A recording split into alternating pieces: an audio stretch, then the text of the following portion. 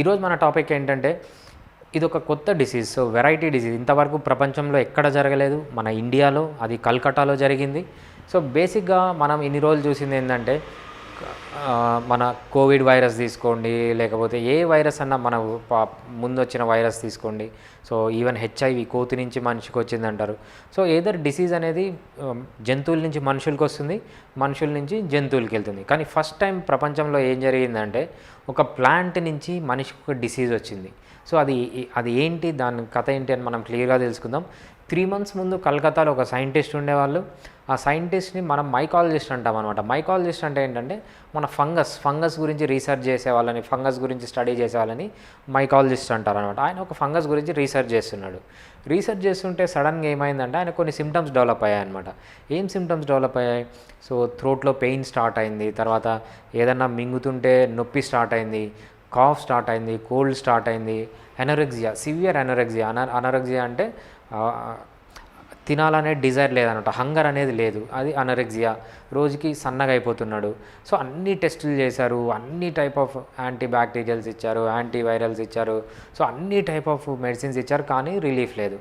So వీళ్ళకి ఒక doubt వచ్చింది, అసలు ఏం జరుగుతుంది నెక్లో అని. నెక్లో ఒక సిటీ స్కాన్ తీశారనమాట, ఎంఆర్ఐ స్కాన్ తీశారు.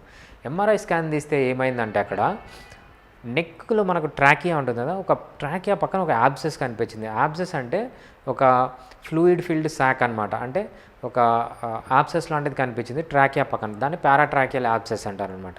ఎందుకు ఈ పారాట్రాకియల్ యాబ్సెస్ వచ్చిందని దాని నుంచి ఆస్పిరేట్ చేశారంటే ఒక చిన్న నీడిల్ ఆ యాబ్సెస్లో పంపించి అక్కడ పస్సు ఉంటుంది యాబ్సెస్లో, ఆ పస్సును బయటికి తీసి దాన్ని కల్చర్ చేస్తుంటే కూడా వాళ్ళకి తెలియట్లేదు ఏం జరిగిందని, ఎవరికి తెలియట్లేదు. సరే ఇలా కాదని చెప్పి ఆ పస్సును మళ్ళీ తీసి వరల్డ్ హెల్త్ ఆర్గనైజేషన్కి పంపించారు. వరల్డ్ హెల్త్ ఆర్గనైజేషన్ వాళ్ళు దాన్ని డిఫరెంట్ టెస్టులు చేసి ఫైనల్గా డిఎన్ఏ సీక్వెన్సింగ్ చేశారు.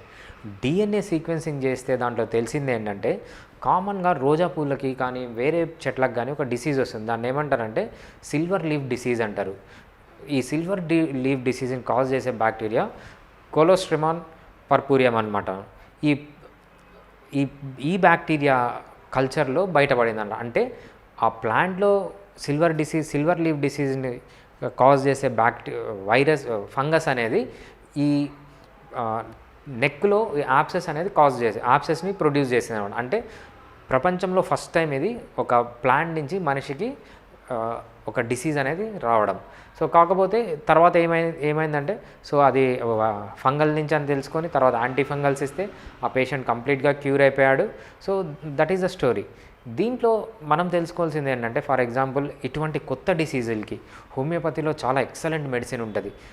ఎందుకు హోమియోపతిలో ఎక్సలెంట్ మెడిసిన్ ఉంటుందంటే homeopathy doesn't care about the disease. అంటే డిసీజ్ ఏదన్నా కావచ్చు. సో మనకు ఫర్ ఎగ్జాంపుల్ ఒక చిన్న ఎగ్జాంపుల్ తీసుకోండి. మీ హెడేక్ అనేది నార్మల్ బయట ఎండలో తిరిగితే హెడేక్ రావచ్చు, లేకపోతే బ్రెయిన్ ట్యూమర్ పెద్ద పెద్ద క్యాన్సర్స్ ఉంటే హెడేక్ రావచ్చు. సో డిసీజ్ అనేది ఇంపార్టెంట్. నీకు బయట తిరిగితే వచ్చిందా, క్యాన్సర్ వల్ల వచ్చిందా, హోమియోపతిలో ఏంటంటే symptomatology important. So based on symptoms ఈ కేసు మనం తీసుకున్నప్పుడు అయితే యాబ్సెస్ ఉంది. యాబ్సెస్ ఎక్కడుంది, రైట్ సైడ్ ఉందా, లెఫ్ట్ సైడ్ ఉందా, పెయిన్ఫుల్గా ఉందా, ఏం తింటే పెయిన్ వస్తుంది, సాలిడ్స్ తింటే పెయిన్ వస్తుందా, లిక్విడ్స్ తింటే పెయిన్ వస్తుందా, ఏ టైంలో తింటే, ఇవన్నీ మనం కలెక్ట్ చేసి హోమియోపతి మెడిసిన్ ఇస్తే అది తగ్గుతుంది అనమాట. హోమియోపతికి డిసీజ్కి సంబంధం లేదు, ఓన్లీ సిమ్టమ్స్కి సంబంధం. సో ఇటువంటి కేసుల్లో ఈ కేసు మనం యాంటీ ఫంగల్స్ ఇస్తే తగ్గిపోయింది అలోపతిలో. ఒకవేళ అలా తగ్గలేదు అనుకోండి, so homeopathy is the best treatment. ఎందుకంటే ఈ యాంటీ ఫంగల్స్ కానీ పెయిన్ కిల్లర్స్ కానీ సో చాలా సైడ్ ఎఫెక్ట్స్ ఉంటాయి, కానీ హోమియోపతి మెడిసిన్స్కి సైడ్ ఎఫెక్ట్స్ ఉండవు. సో అదే కాకుండా హోమియోపతిలో ఒక డిసీజ్ని కంప్లీట్గా క్యూర్ చేయొచ్చు. జస్ట్ సిమ్టమ్స్ తగ్గడమే కాదు, ఏదన్నా కంప్లీట్గా క్యూర్ చేయొచ్చు, అంటే మళ్ళీ రాకుండా ప్రివెంట్ కూడా చేయొచ్చు అనమాట. సో హోమియోపతి ఇటువంటి డిసీజెస్ మనం క్యూర్ చేయొచ్చు కంప్లీట్గా, మళ్ళీ రాకుండా ప్రివెంట్ చేయొచ్చు. అంటే ఆ టెండెన్సీని ఆ పేషెంట్లోంచి తీసేయచ్చు. సో అంతే. సివియర్ కేసెస్లో ఏమవుతుందంటే మనము ప్రివెంట్ చేయలేము, అక్కడ ఓన్లీ సిమ్టమాటిక్ రిలీఫ్ అనేది ఇస్తాం అనమాట.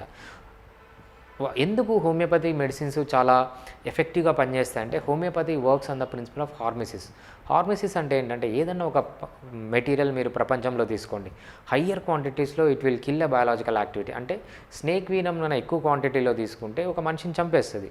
మీడియం క్వాంటిటీలో తీసుకుంటే అది చంపదు, కాకపోతే కొంచెం డిజబిలిటీని కాజ్ చేస్తుంది. చెయ్యి వంకర చేయడమో, కాలు వంకర చేయడమో ఇటువంటివి కాజ్ చేస్తుంది. లోయర్ క్వాంటిటీస్‌లో హోమియోపతి మెడిసిన్స్ లాగా ఎప్పుడైతే తక్కువ క్వాంటిటీస్‌లో తీసుకుంటామో అది ఒక ఎక్సలెంట్ మెడిసిన్ లాగా పనిచేస్తుందన్నమాట. సో హోమియోపతి మెడిసిన్స్ అనేవి even though the material dose is very small, చాలా ఎఫెక్టివ్‌గా పనిచేస్తాయన్నమాట. So because they work on the principle of హార్మసిస్.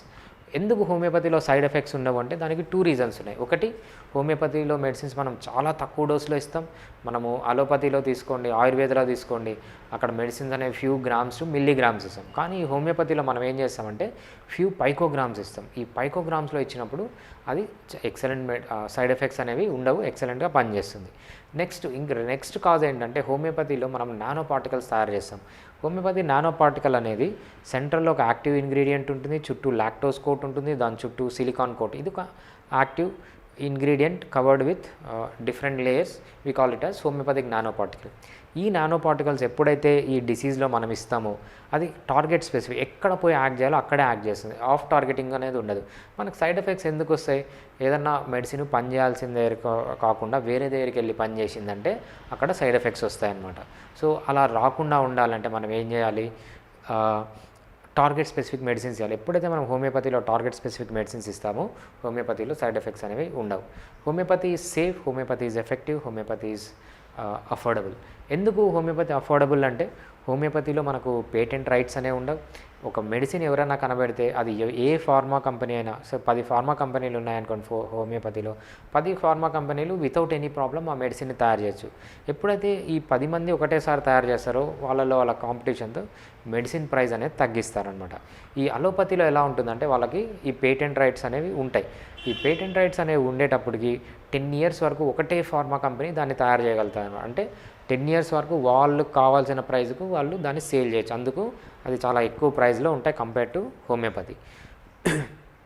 So homeopathy is safe, homeopathy is effective, homeopathy is affordable.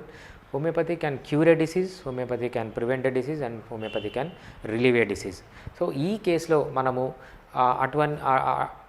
అట్లని చెప్పి భయపడాల్సిన అవసరం లేదు. ఎందుకంటే ఇది కొన్ని కోట్ల కేసుల్లో ఒక చిన్న కేసు అంతే. సో రోజా చెట్లు ఉన్న వాళ్ళందరూ భయపడి రోజా పూలు పీకేయడము, చెట్లను డిస్ట్రాయ్ చేయడము ఇవన్నీ చేయనవసరం లేదు. ఇది చాలా రేర్ డిసీజ్. సో ఒకవేళ 99.9% రావు. ఒకవేళ మీకు గన సిమ్టమ్స్ వస్తే సో డాక్టర్ని అప్రోచ్ అయిపోయింది, ఈజీగా డిటెక్ట్ చేస్తారు, క్యూర్ చేస్తారు. సో పానిక్ అవ్వాల్సిన అవసరం అనేది లేదనమాట ఈ కేసులో.